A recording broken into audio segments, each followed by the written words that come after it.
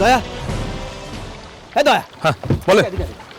দেখ দেখ দেখ দেখ দেখ দেখ, ওই মেয়েটা নাকি রে? হ্যাঁ, ভালো করে দেখ, ভালো করে দেখ।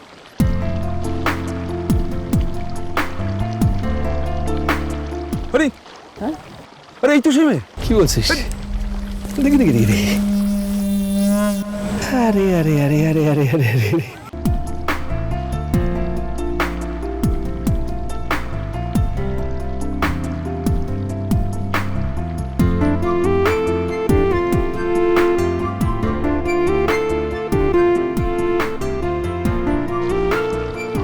আরে বুড়া শিবজা করে ভালোর জন্য করে, সত্যবতী গেছে ভালো হয়েছে।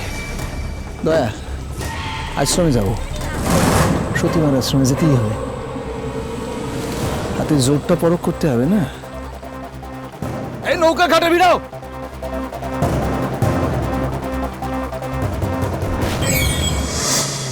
হয়েছেটা কি? কিছু না ঠাম্মা, তোমার নাতির নাকে বাঘিনীতে কামড়ে দিয়েছে। আমি হাত দিয়ে দেখতে গেছিলাম, তাই ওরকম পেল্লাই চিৎকার করে উঠলো। চুপ করো। বাঘিনীতে? উমা, কি বলছিস কি? হ্যাঁ, দেখো তুমি একেবারে মেরে কালশিটে ফেলে দিয়েছে। আরে তা কি এমন হয়েছিল গো ঠাকুরপো? না মানে কিছু তো করেছিল নিশ্চয়ই, না তো খামোখার মার। কি করেছিলাম? আস্তে সত্যি কথা বলবে। ঠাম্মার সামনে উল্টোপাল্টা বলছো কেন? ও বাবা কুশ, সত্যি বাঘিনীর পাল্লায় পড়েছিলি নাকি? রায় বাঘিনী ঠাম্মা, রায় বাঘিনী।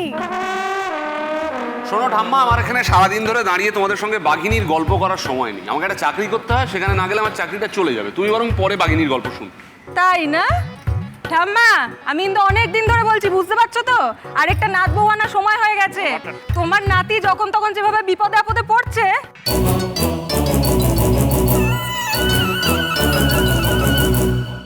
ও মাসে কি, সে তো আমি কুশকে কবে থেকেই বলছি। তা তোরা আবার কি সব বাঘিনী টাঘিনী বলছিস? আরে আজকে কি হয়েছিল শোনো, আমাদের গাড়িটা কাদায় আটকে গেছিল, সেখান থেকে চুপ চুপ কে গাড়িটা তুলে দিয়েছে জানো? ওই রায় বাঘিনী। বলো।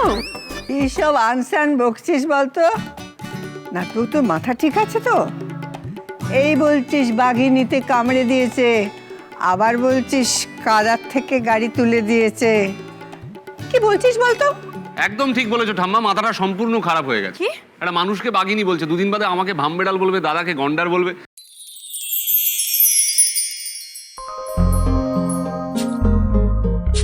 কি দেখছো বলো তো? শোনো ঠাম্মা, আমি এখন আসছি, পরে কথা বলবো। এই দাঁড়াও, কোথায় যাচ্ছ?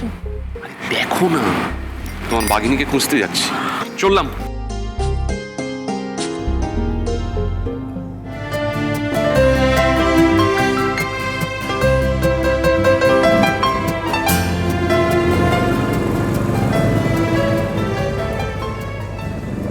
কি ঠাম্মা, কি বুঝলে? আমার মাথায় তো কিছুই ঢুকছে না। তোরা দুটোতে মিলে কি বক বক করছিস বলতো? তোমার মাথায় ঢুকবেও না, ঢুকে কাজ নেই। শুধু এইটুকু জেনে রাখো, আমি যা বুঝছি, তোমার ছোট নাত বউয়ের মুখ তুমি কিন্তু খুব শিগগির দেখতে পাবে। সত্যি? হ্যাঁ গো, বলছিস কি?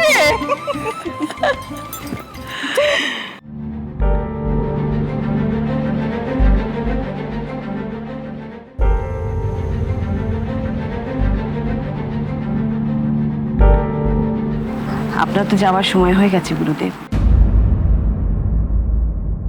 সাহেবগুলো বিদায় না হওয়া অবধি চাঁদকে ছেড়ে দেওয়া ঠিক হবে না। অপরাধ নেবেন নে,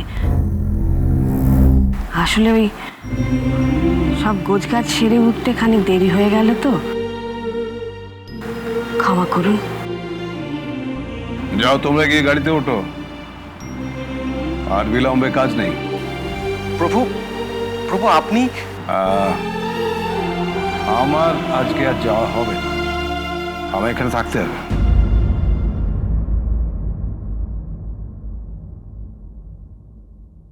গুরুদেব থেকে যাবেন, কিন্তু উনি তো নিজেই নিজে যাওয়ার সময় গণনা করে জানিয়েছিলেন।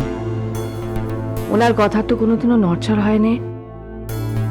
তাহলে তাহলে সত্যি কি আমাদের পরিবারের ওপর বিপদ ঘনিয়ে আসছে?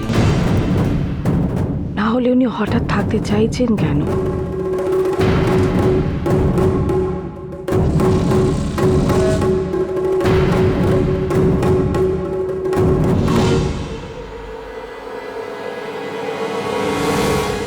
একি চাঁদ কোথায়? সে কি এখনো ফেরেনি? ও একটু ক্ষমা করবেন গুরুদেব, একটু দেরি হয়ে গেল। আরে সব বরণ হয় নাই তো এখন, বরণ শুরু করো তাহলে।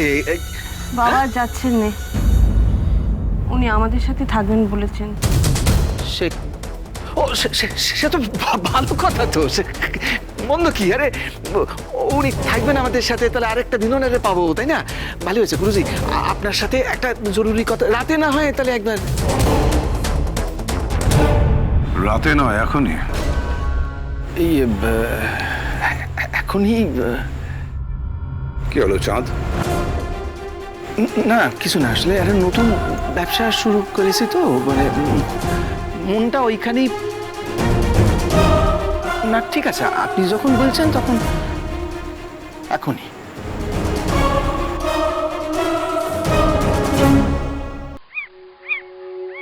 বাস কাকা,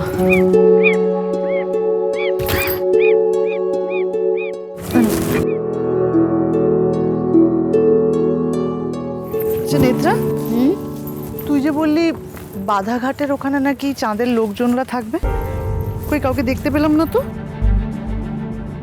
নাকি আমি আসি শুনে ভয় পেয়ে পালিয়ে গেছে? খেপেছিস নাকি? হ্যাঁ, ওরা কাউকে ভয় পায় না, বরং ওদের ভয়ে গোটা গ্রাম শুদ্ধ লোক তটস্থ হয়ে আছে। আমাদের আজকে ভাগ্য ভালো যে ধারে কাছে ছিল না, থাকলেই তো একটা বিচ্ছিরি কাণ্ড ঘটাতো। শুন, ভাগ্য আমাদের নয়, হ্যাঁ ওদের ভালো। কি রে?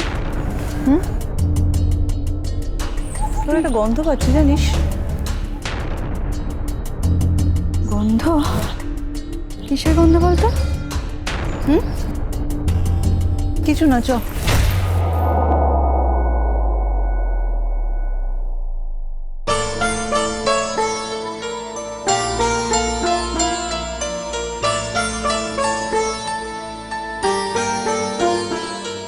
জানিস নেত্রা, এই সুন্দরগড় গ্রামে চাঁদের রোয়াব কমাতে গেলে না, এখানকার লোকজনদের আগে বোঝাতে হবে।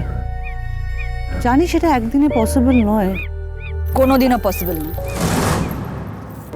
এটা কোনোদিনও হতে পারে না, তুই বুঝতে পারছিস না। এই গ্রামের লোকজন চাঁদকে যতই ভয় পাক না কেন, ওর অত্যাচারে যতই অতিষ্ঠ হয়ে থাক না কেন, ওর বিরুদ্ধে মুখ কোনোদিন খুলবে না। খুলবে খুলবে, ঠিক খুলবে। হয়তো সেটা একদিনে সম্ভব নয়, সময় লাগবে, কিন্তু ঠিক মুখ খুলবে। এটা হতে পারে না তরিতা, তুই বুঝতে পারছিস না, এটা সম্ভবই নয়। নেত্রা, তো অধৈর্য হচ্ছিস কেন তুই? দেখ না কি হয়।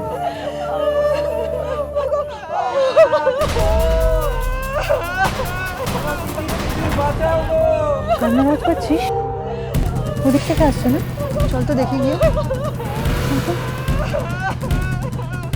এদিক থেকেই আসছে মনে হচ্ছে, জানিস?